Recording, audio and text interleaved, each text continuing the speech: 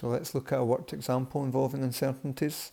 We've got values of time and distance in this example here with a ball rolling off the edge of a roller, of a desk, sorry. Determine the mean value and random uncertainty and percentage uncertainty for each set of readings and calculate the horizontal velocity. So for the time, add up the times, divide by 5. Random uncertainty is a range divided by 5, and then round it off to one significant figure and give the time to the same decimal places. As a percentage, that's 5%.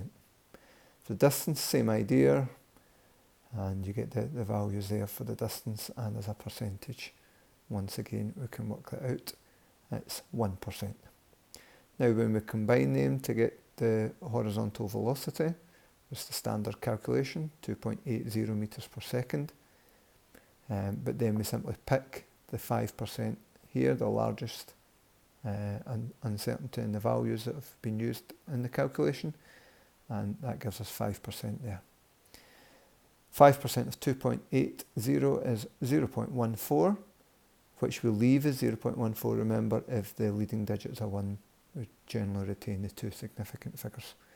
And then same decimal places there, 2.8 plus or minus 0.14 meters per second.